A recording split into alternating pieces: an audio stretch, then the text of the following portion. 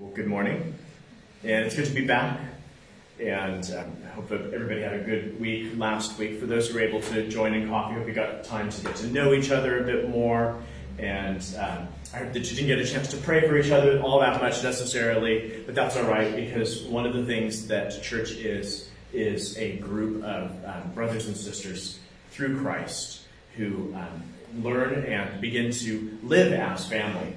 And it takes time. It takes relationship building. And one of the best ways to do that is through conversation and spending time. And so it's good to have opportunities to do that. And I look forward to more chances to spend time with more people in small settings and large settings and all different settings. So I'm going to take us back to a couple of weeks before when, if you remember, I blew this thing. I'm not going to do it again today. I'm going to save my cheeks because it's very painful if I do it wrong. Ruth, if you want to give it a go, you're welcome to. But the reason I blew this 2 weeks ago, was because it was the Feast of Trumpets, which is also known as Rosh Hashanah, the Jewish New Year. And then that follows on. If you have a calendar that lists various holidays, you will have seen that in the middle of last week was Yom Kippur, and that's the Day of Atonement. And tomorrow, starting at sunset, is what's known as Sukkot. So happy Sukkot. Again, it's a Hebrew word. I'm probably pronouncing it completely wrong for many of my Jewish friends who may be watching. Please forgive me. But the reason I wanted to mention this is because Sukkot, also known as the Feast of the Ingathering, and also known as the Festival of Booths, or the Feast of Tabernacles, is a very holy season. And why there are so many names for this one festival, I really couldn't tell you. My best guess is that there are a lot of different names for it because it represents many different things. And one of those things that it represents is remembering when God's people were wandering in the desert for 40 years, and God protected them. He kept them safe, and they were in tents. And so they build, the Jewish people still today, will build these little tents. And if they do it properly, they'll do it out of branches. And they'll have an opening in the front, and so there's a little roof on it, and then there's a back and two sides, and they'll for the whole festival, for the whole week, they will stay out in their garden, in a field, wherever they may be, and they'll stay out there in this booth, and or tabernacle. There are two words really for the same thing.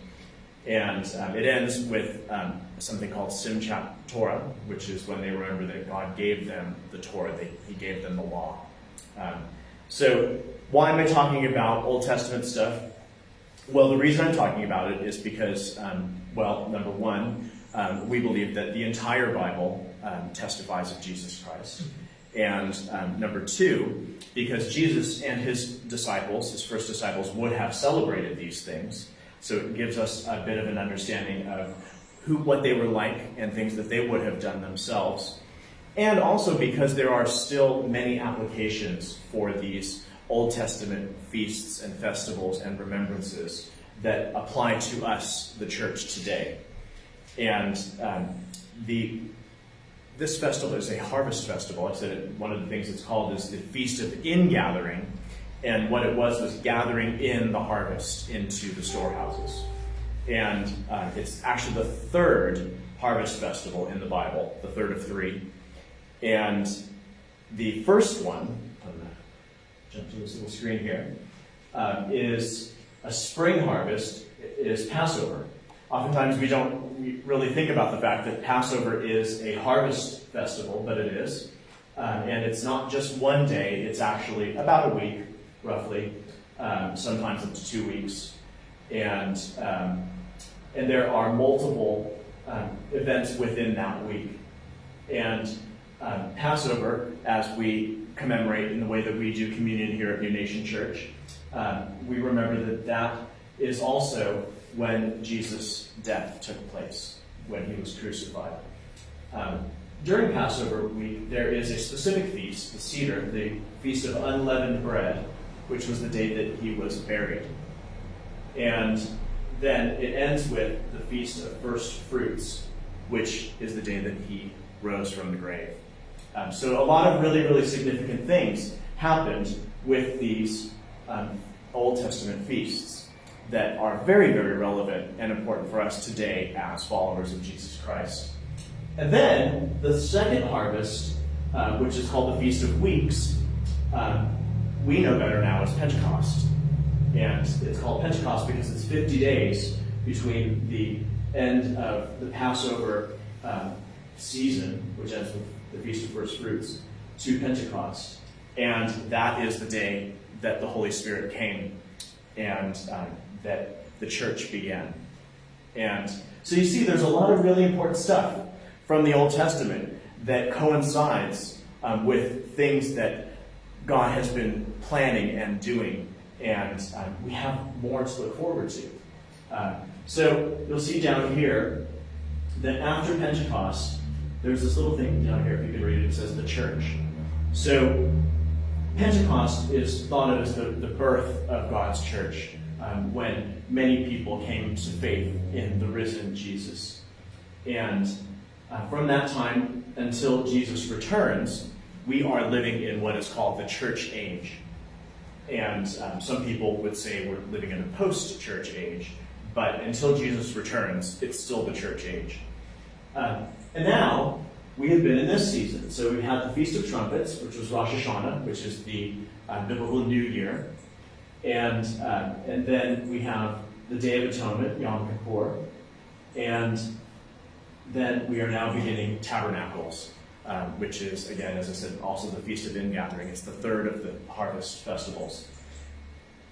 And there's stuff that is yet to be fulfilled, right? If we read the Bible, we know that Jesus will come again in glory to judge the living and the dead. We know that there will be many things that will happen upon his return. And so we have these things that we're looking forward to. And we have these Old Testament festivals where nothing specific yet has happened that meets these prophesied events. And so many biblical scholars believe that these things will coincide with Rosh Hashanah, Yom Kippur, and the Feast of Ingathering, aka the Feast of Weeks, aka Tabernacles, aka the third and final harvest. So I'm going to go back to my notes. I haven't looked at them in quite a while. Make sure I don't forget anything important here. So, actually, could I bother someone to close that back door there? It'll help with the noise. Thank you so much. Thank you, Rose. We get these sirens or loud motorcycles going by, and it can be quite distracting. So, we know that Jesus is Lord. We know that he fulfills the Passover. We know that he is God's Passover lamb. But there are still many people who don't know Jesus as Lord and Savior. There are still many people who don't understand that there is a day when Jesus will come again. And there is still a lot of work to be done. And as we're in the church age, we've got business to do. We've got things that we've got to be busy with the Father's business. When we had decided to start using this room in the library, the Hobbs room, we knew that there would be a Sunday where we wouldn't have access to this room. And we didn't know exactly when that would be. And we had sort of hoped that it was going to coincide with Ruth and mine and Paul and Allison's holiday. But we had to book our holiday, and we still didn't find out what the day would be that we wouldn't have access to this room until a few days before the holiday. We were told that today was going to be that day. So I thought, okay, well, the way they're describing the day that they're going to be doing some work in this room, they're replacing the lights or maybe the light bulbs, I'm not sure what. So I thought, well, they shouldn't actually be doing work in this room on the Sunday because it would start on the Monday. So I thought, well, we probably could use the room anyway, but we really shouldn't because they said we weren't supposed to. So I thought, well, before I go on holiday, I'll plan for having a service here, as well as what our trustees had discussed, which is that on the day we couldn't use this room, we would do an outreach in the town. We would try to share the gospel with people in the town center. And so the late afternoon, early evening, before we actually left for holiday, I got an email saying, so sorry, it's not this coming Sunday, which would have been last week, which would have been today, that you can't use the room. It's the following week. So next Sunday, we actually don't have access to the room here. And so next Sunday is the day that we're going to be doing some outreach in the town center. Now, some of you may have shut off immediately when you hear that. I may have thought, I am not an evangelist. I am so afraid of sharing about Christ with people. This is so outside of my comfort zone. Count me out. And some of you are thinking, yes, it's about time. I can see Mandy. I told you earlier. Next Sunday is going to be right in Mandy's wheelhouse. Mandy loves. She's just anointed. She's absolutely anointed to share the gospel with people in a way that I've really never seen quite before. It's a real gift. And to be honest, it's not my most comfortable aspect of ministry. But what I found is that because I'm a foreigner, I kind of don't really care what people think of me. So they already think I'm a weird American, strange accent, and probably eat strange foods and have strange beliefs. And you'll think Canadian. A lot of people hear me and think I'm Canadian, and they think, you know what? There's less people in all of Canada than there are in just California. So guessing that my accent is Canadian is kind of a stretch. Anyways, Canadians, most of them are lovely people that I've met. And probably some Canadian friends watching as well. For others that are from a foreign country, we've got no reputations to uphold in this town, right? So if people, think, oh, some weird person talking to me about Jesus just came up to me, what does it matter to us? We didn't go to school with any of these people. We didn't grow up with them. They aren't, well, they might be our neighbors. But, right, what reputation are any of us really that we have to be worried about people being embarrassed by a conversation that we may have with them about Jesus? So I say go for it, right? Be a fool for Jesus. So anyways, next Sunday, we are going to meet at Cafe Nero. And I just picked that randomly. And I just thought it would be a good place to meet. We'll start at Cafe Nero, and we're going to do something which is called a treasure hunt. Now, we've done it once before. Lynn and Ruth and I went out I think it was a weekday.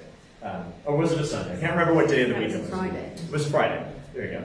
And others prayed and participated leading up to that, and were communicating with us while we were out praying and just kind of sharing the thoughts that they had as they were in prayer. And I'm doing my sermon completely out of sequence, by the way, so hopefully this will all make sense by the end. But as we were preparing for the treasure hunt, the Lord impressed upon me that we were going to meet somebody who I was supposed to give a gift to. And as you see, I still have the gift. And this is just to say that I'm not some great evangelist who gets it right every time. So don't feel like you won't make mistakes. You potentially will. And my mistake was not that I didn't see the woman that I was supposed to give this gift to, but I saw her in a place that was much sooner than I thought I would see her, and it kind of caught me off guard. And she was in mid-conversation with somebody, and I saw her almost the second we entered the town center, and I thought, we're supposed to meet in the town square, though. That day we were going to meet in the town square. And I thought, well, I'll see her later that day, and I'll give it to her then. But I didn't see her again. And so I should have been brave enough to go up and just say, excuse me, but I just wanted to give you this. And I still remember what it was that the Lord wanted me to say to her regarding this gift and why. And so hopefully we'll see her next Sunday. But if not, this is here for her. I think I've actually met her since, strangely enough. But Nikki, who is not here with us this morning, also was praying, and she felt that, different Nikki, she felt that it would be helpful, and it definitely was, she was certainly right, to have these little cards. And they're scriptures. This one says, "For with God nothing shall be impossible," Luke 1:37.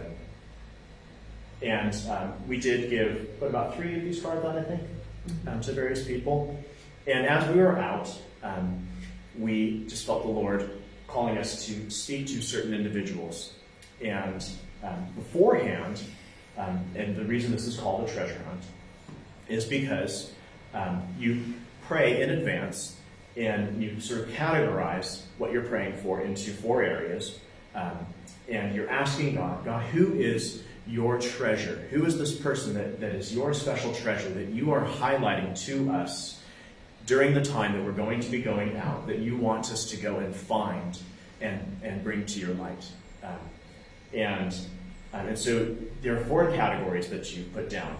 You pray first for names of people. And so this is a couple of our versions of our list that different people have from last time. And so we prayed that God would give us names of people.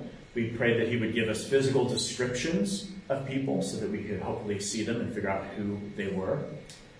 We prayed for God to give us a location to encounter people or to begin, or possibly even to connect to the person too.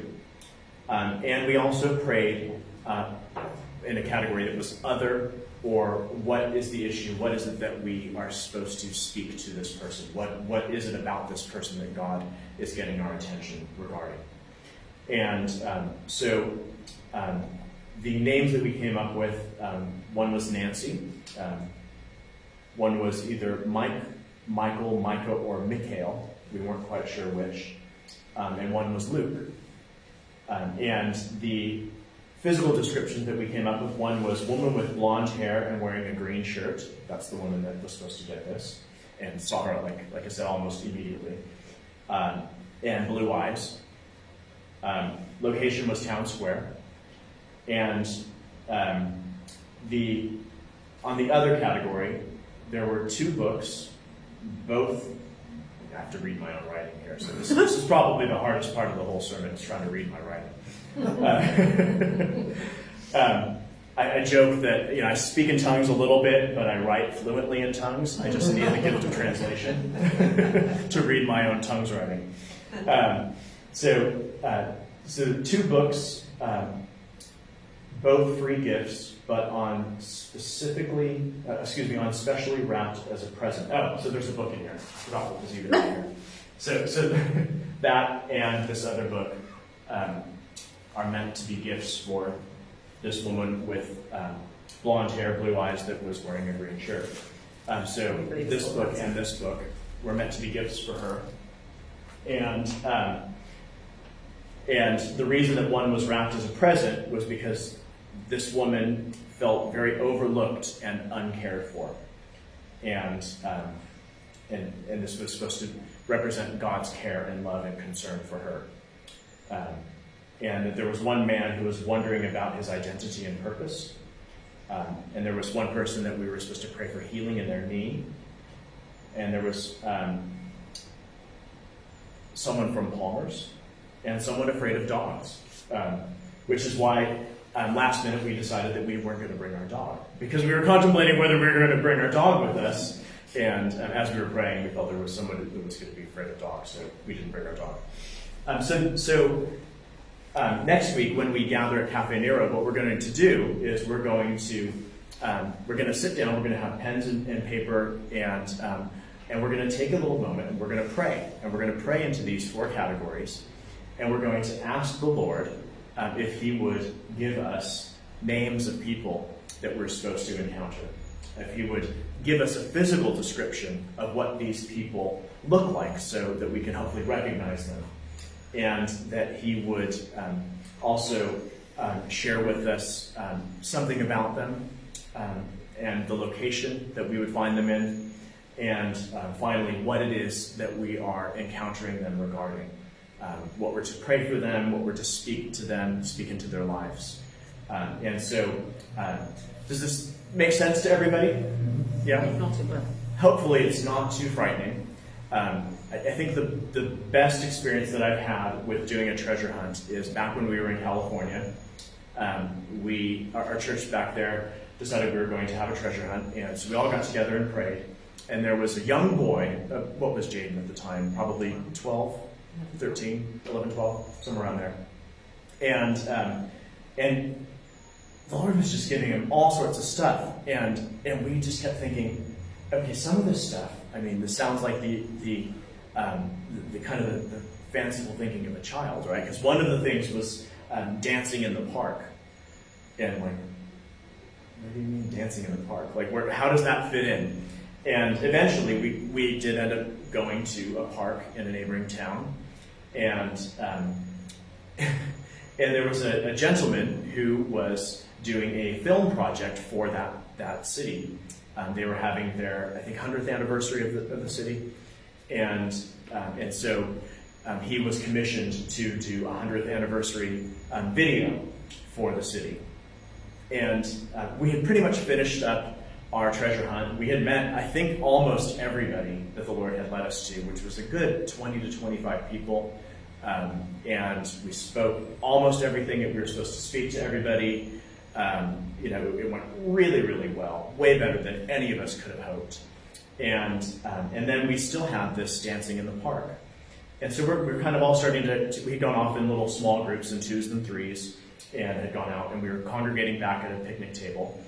And as we're there, the last couple of people were coming up, and this gentleman and a young woman come up to us, and the man says, "Excuse me, I was just looking over at your group, and you're all such, smiling and happy people and whatnot." He said, "I just was wondering if you would be willing to dance in a video that I'm doing for the city of Walnut Creek," which is where we were.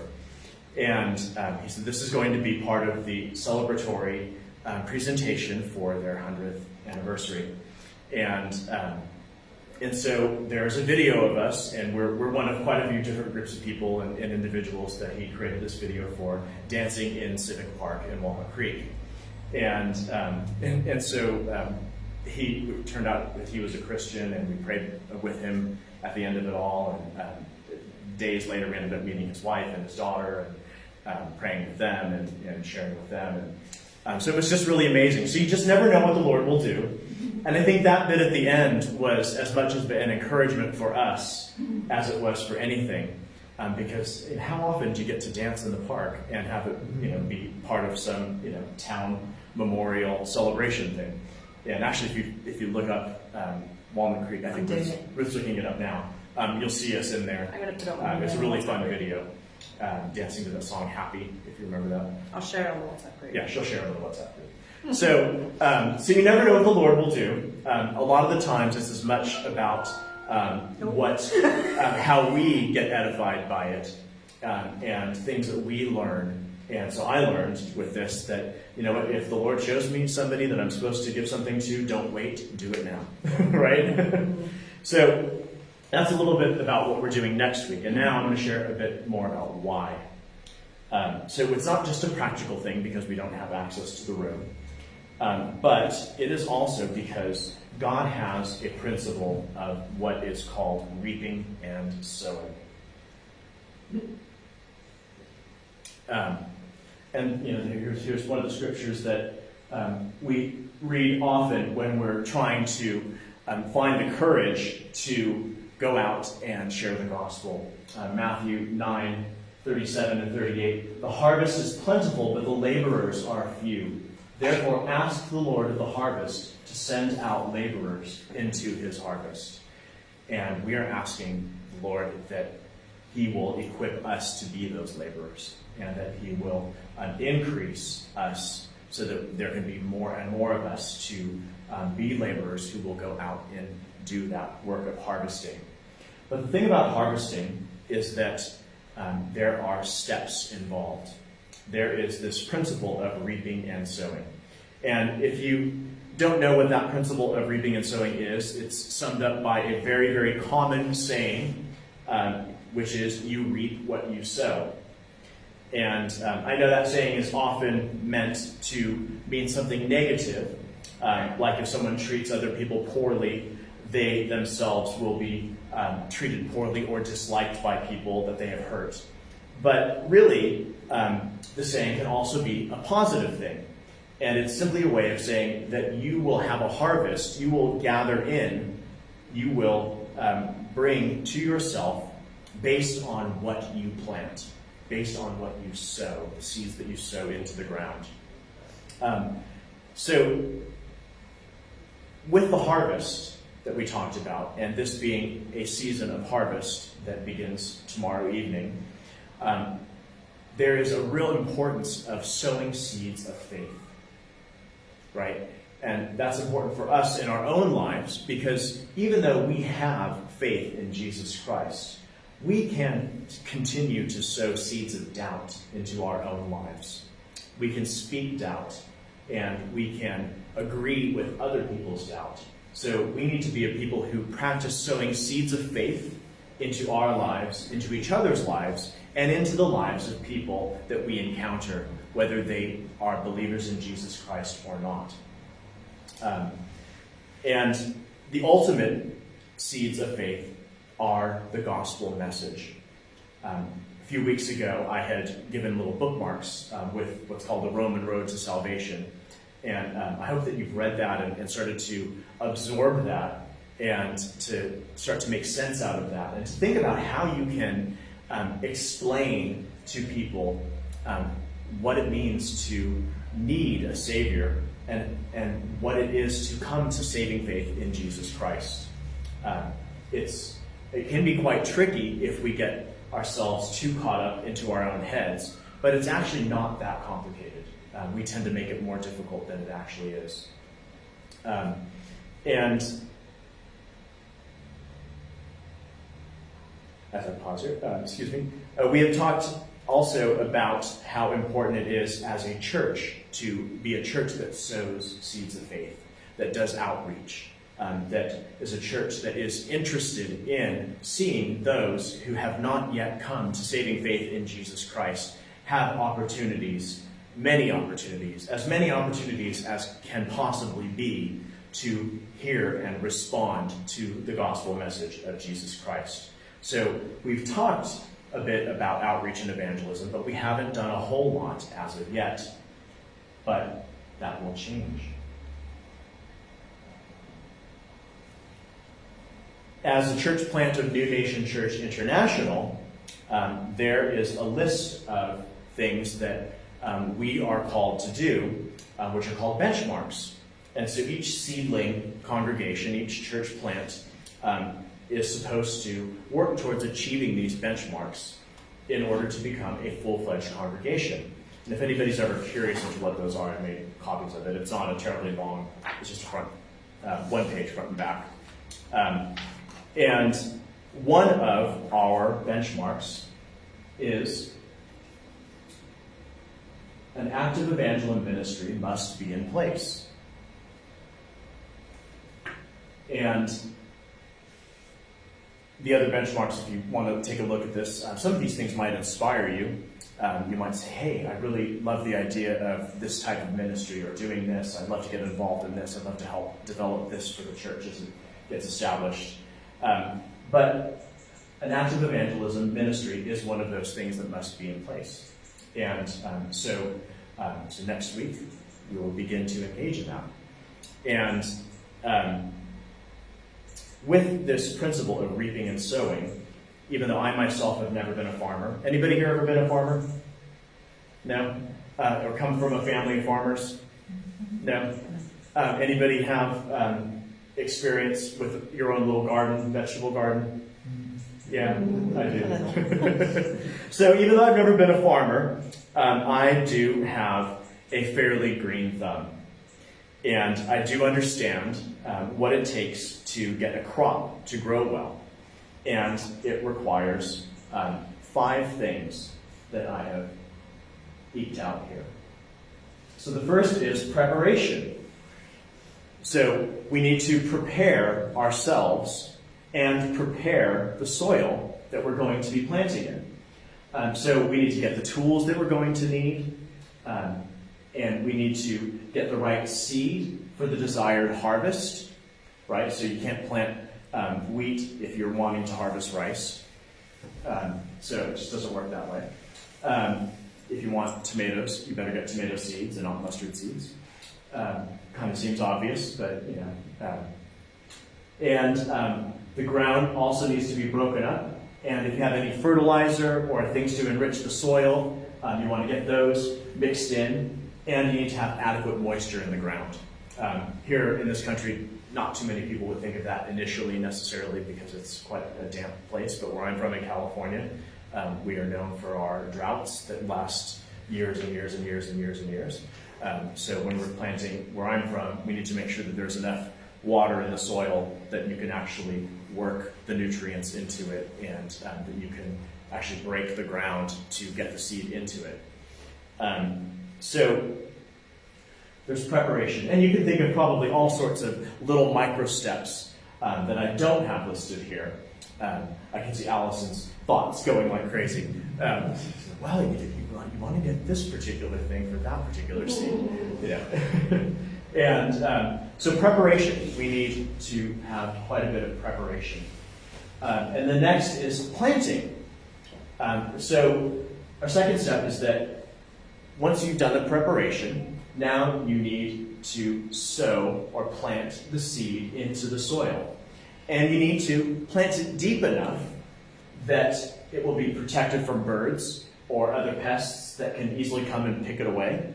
I made the mistake of, there's a little patch of soil in the front of our house, and I cleared out a bunch of weeds, and we had 2 packets of seeds that were left over in the house from previous residents, and I thought, you know what, I'm just gonna, we have a little bit of leftover soil, I'm just gonna kind of mix it into the ground a little bit. I'll just scatter some of these seeds. And I kind of did it haphazard, wasn't really too concerned about if it was gonna grow well or not. And now I regret it because birds came almost immediately and ate all of the seeds in that patch. So out of a packet of sunflower seeds and a packet of echinacea seeds, we've got 1 sunflower plant that survived and is growing. The birds ate all the echinacea because I just, I didn't really stick them in the soil. I just sort of scattered them across the top. So you've got to plant the seed far enough into the soil, but not too far. Another thing is if you start to turn up your soil in your garden and you're digging, you will find seeds far, far, far down eventually that have probably been there for decades. But they've been so far down that they've never managed to sprout and grow. And as you bring them further up toward the surface, eventually they will start to grow. So you've got to plant the seed properly. Not too bunched up, you don't want them to squeeze each other out. They need a bit of space to grow properly. The next is parenting. Okay, nurture is a better word. But everything else happened to be a P, so I wanted to keep it starting with a P. So the seed must be watered and warmed by sunlight. You need to keep an eye out for insects, diseases, and other pests that may ruin the young and growing seedlings. So this doesn't usually take a whole lot of work in the meantime, but it is something you want to be mindful of. So you need to nurture what you've planted, right? And the next is patience. How's that? That's a tough one, right? So patience, I know when it comes to planting things in the garden, depending on what it is, I'm not the most patient person. I remember back when I lived in California, I planted a section of carrots. And other places where I planted carrots, they grew really quickly. But for some reason, in this particular section of this garden, the carrots took probably about 6 months to grow. I have no idea why, and when they finally did grow, they were the worst carrots in the world. But it takes patience. Things don't sprout and grow up overnight. And that's one of the things with evangelism that I think can be quite daunting, because we hear these stories of these great evangelists that will go and they'll preach a message in a field somewhere, and millions of people came to faith that day, and those are great, and it does happen. And I've been part of some, well, not millions, but thousands have come to faith, that does happen. But when we're doing evangelism in the places where we live and work and spend a lot of time, it's often a very, very different process. We're sharing our lives. We're seeing a lot of people on a regular basis. And so we have opportunity to have conversations many days in a row, sometimes once a year, once a month, whatever frequency it may be. We need to be patient with people. And it's hard. I mean, who here is super patient with sharing the gospel? I know that I want to say, Jesus loves you, and if you turn to him and give your life to him, you're going to never, ever want to turn back. And he'll change you, he'll transform you. He's done an amazing thing in my life, and I wouldn't have it any other way. And if you want to come to faith now, I'll pray with you. And people are like, what? What are you talking about? It usually takes more than that. Not always, but we have to learn to be patient.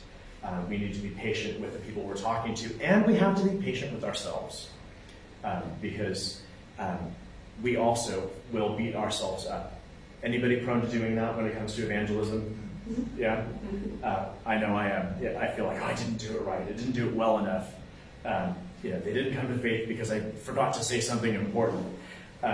But we have to be patient. And finally, picking or harvesting. Once ripe, once somebody is ripe to come to faith, we have to be able to discern that, and we have to gather in the harvest of souls. And that's really with the treasure hunt for next week. We're asking the Lord primarily for those people who are ripe for the picking. Not saying that we wouldn't pray with other people, but there are people out there who are ready, who have just been waiting for someone to share with them, to share the gospel, and to kind of make that final connection for them. And so we want to ask the Lord to highlight those people to us. Todd, you're back. Hi, Andrew. Welcome. Come in, have a seat. Well, really misses you. And so these are our 5 steps. So what does harvest look like for us as a church? I skipped ahead a little bit too far.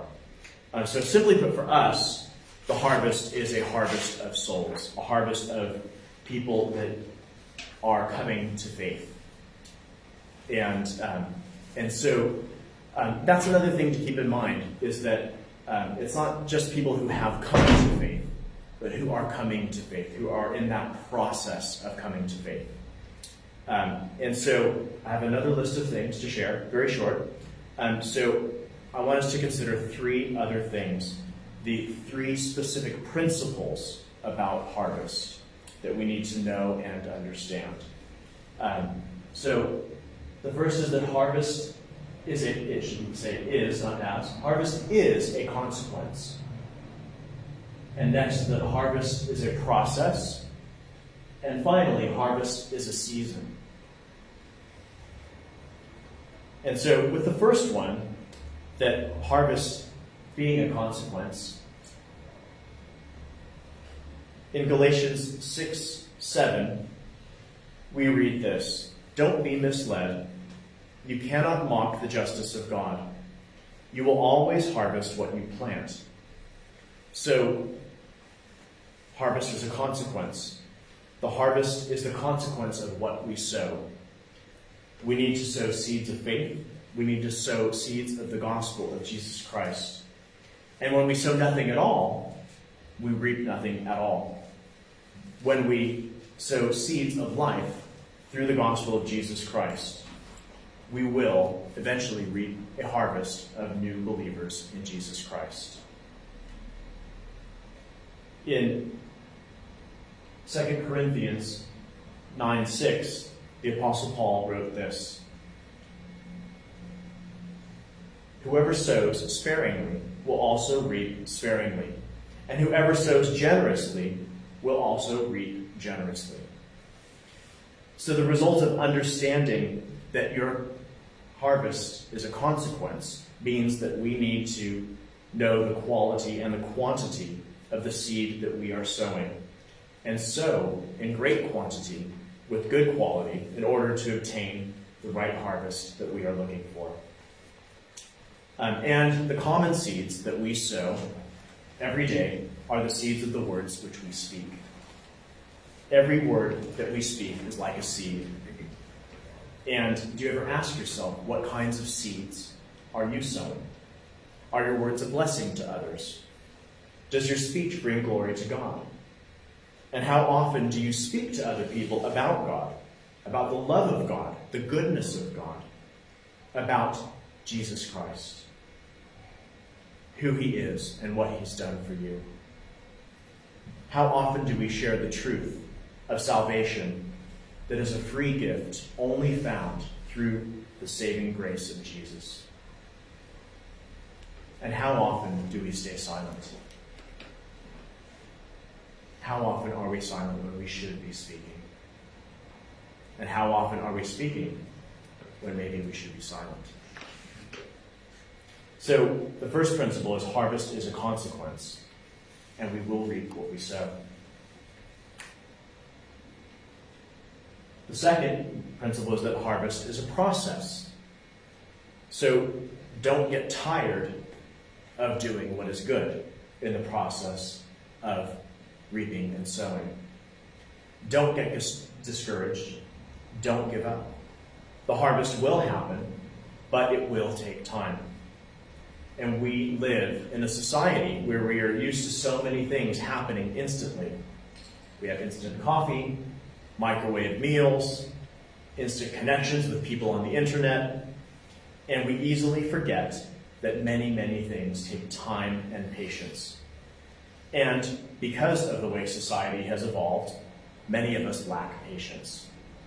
We get excited about those stories with the evangelist that preaches one message and, thousands, millions, it's not millions ever, I don't think, but, many thousands of people come to faith. Actually, I just saw a post of an evangelist in Pakistan who listed, I can't remember if it was over 300,000 or over 500,000 people gave their lives to Christ a couple days ago.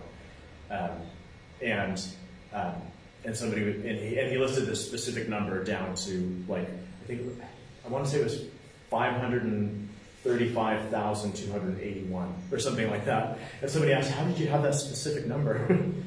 And he said, well, when we talk next, I'll explain it to you. But he is known for doing very big and successful outreaches in his country. So we hear these stories and we think, wow, I want that instant harvest. But he and his ministry, they do a lot of work, tirelessly, behind the scenes, constantly working with orphans and widows and destitute people. They are preparing the soil. They are planting the seed. They're doing a lot of work in the meantime.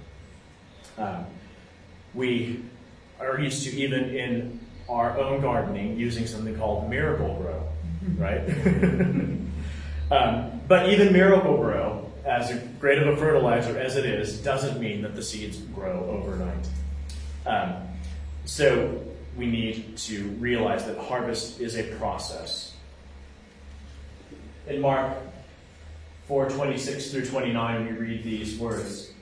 And he is Jesus speaking here, and he was saying, the kingdom of God is like a man who casts seed upon the soil, and he goes to bed at night and gets up by day, and the seed sprouts and grows.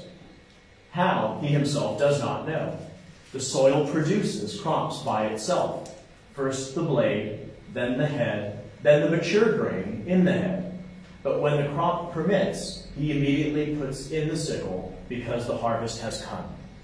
Now it's easy to read this and think that, oh, he woke up one morning and after throwing some seed on the soil, there it was. But that's not actually what's being described here at all. So the man casts the seed upon the soil. So he sows the seed, and he goes to bed at night. Now, this doesn't mean just once. This means every night he goes to bed and every morning he wakes up. And every night he goes to bed and every morning he wakes up. So this is happening over multiple sleeps. And in the process, eventually the seed sprouts. And then it grows. And the process of the growth is described here. This doesn't all happen in one day. It happens over the planting, growing, up until the harvest season, which is when he puts the sickle to the harvest. So it is a process. Blessings come through understanding our harvest, that it's not a single event.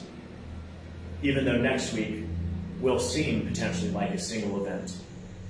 I know I have been praying. I know other people have been praying. And I know that odds are we will encounter people who some of us have been praying for. Actually, last time we did. And some of these people were already believers, but we were able to encourage them. And they really needed that word of encouragement. And so we also need to recognize that our own spiritual growth has been happening as a process. It's not a single event. Yes, there's that single moment where you realize that you have come to faith, where it's like that seed of faith has like burst from the ground, but you continue to grow, right?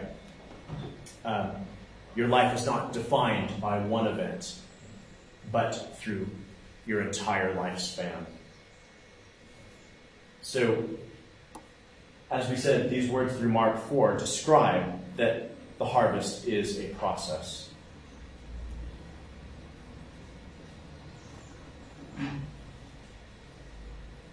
And lastly, harvest is a season. Now, this one may seem confusing when it comes to evangelism, but I think it's not at all. There are different seasons for growing different types of seeds. Different people will come to faith in their own season. And harvest as a season, in Genesis 8:22, we read, "While the earth remains, seed time and harvest shall not cease." So God has established this principle of reaping and sowing, the principle of seed time and harvest, into the very fabric of his creation. Harvest, it's not just a farming principle, it's a law of life, a God-given law of life. And if we ignore it, we cannot expect to reap the benefits of it. As long as we are in the church age, if you remember that graph that I showed, and I said we're in the church age, as long as we are in the church age and the earth as we have it now still exists, until the new heaven and the new earth come, this principle of seed time and harvest will continue year in and year out. And also, because harvest is a process, during that process, when we're not necessarily focused on the season of planting or the season of nurturing or harvesting directly, actually gathering in the harvest, we have a lot of other things that we can be doing in the way of preparing. So we always have things that we can be doing to work towards the harvest. Things that we can do to increase the capacity of our church. Things that we can do to develop opportunities for ministry to children. We look forward to your children joining us in the near future. And hopefully we will have a space where we'll have a room where we can have some people focused on the children. And we are looking at some other spaces where we'll be able to do that. We want to have more opportunities for ministry to youth, for ministries of discipleship. We've got our seed study online, which is one step of discipleship, but more one-on-one, more in-person small groups, meeting and praying during the week with each other, and much, much more. All of these things help prepare us for an increased capacity to gather in God's harvest of souls. Isaiah 54, 2 and 3 says, "Enlarge your house, build an addition, spread out your home, for you will soon be bursting at the seams." And we truly believe, that as we are faithful in sowing seeds of life, of preparing the soil, of doing God's work, of growing this church to handle more capacity, of more people coming to faith, and as we are faithful to share our faith with other people, that we will be bursting at the seams. This room is comfortable for us with this number of people. When the handful of people that aren't here this morning, that are usually here, if they were here, it would feel quite full. And yes, we would all fit, but if Andrew were to stay, who was here briefly, if other people were to come in, we would be quite packed in. We would be bursting at the seams quite quickly. So when it comes time to reap a harvest, it's actually too late if we haven't done more of the work of building and preparing to gather in the harvest. So as we take our understanding that harvest is a process, we can also use our time wisely. As a church, in our desire to see a harvest of souls, we need to be getting our church ready through continuing to develop as a Christ-centered, Bible-teaching and believing, Spirit-filled and Spirit-led, loving community. Doing well with the resources that God has blessed us with through good stewardship, building relationship with one another, serving one another, and by serving those outside of the church community as well, in this town and beyond. We need to be preparing and planting those seeds of faith, those seeds of the good news of the gospel of Jesus Christ, which is evangelism, before we can expect to reap any harvest. And so next week, I hope to see everybody at Cafe Nero. Does everybody know where Cafe Nero is? Yes? Okay. It's just... At the bottom of Pride Hill. Say again? At the bottom of Pride Hill. The bottom of Pride Hill, yeah. And so we'll gather there, we'll gather and we'll pray and we'll write down what the Lord gives us. And you know what, if the Lord doesn't give you anything in that moment, or if you aren't sure, we'll write it down anyways. If you just get a color, we'll write it down, and it could be the color of someone's shirt. You may get part of something, someone else may get the other part. We all hear and see in part, that's what Scripture tells us. And each of those parts come together as closer to a whole. But until we're with the Lord in heaven, we won't really see and hear or understand in full. So we work with what we've got, we plant in faith, and we sow and harvest by faith. So next week, I'm looking very forward to it. And I'm going to hand it over to Ruth.